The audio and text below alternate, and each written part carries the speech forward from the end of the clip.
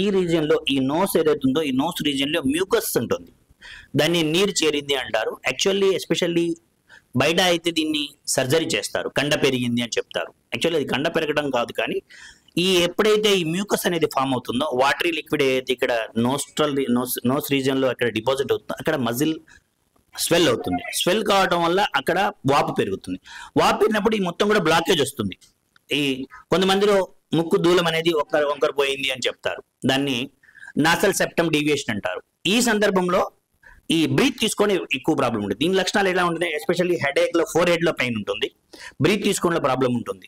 దీనికి సంబంధించి మనం కప్పింగ్ చేస్తాం.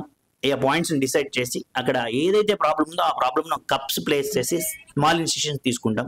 దాంట్లో ఉన్న వేస్ట్ బ్లడ్ ని తీయడం జరుగుతుంది. దాంతో పాటు ఏదైతే మ్యూకస్ డిపాజిట్ అయిందో అది కూడా బయటికి రావడం జరుగుతుంది. ఎప్పుడైతే మనం కప్పింగ్ చేసి దాన్ని ఎప్పుడైతే మ్యూకస్ మనం బయటికి తీస్తామో ఆటోమేటిక్గా స్వెల్లింగ్ తగ్గుతుంది, ఈజీ ఫ్లో ఆఫ్ ఎయిర్ అవుతుంది, బ్రీత్ తీసుకున్న సమస్య ఏదైతుందో అది కూడా తగ్గుతుంది.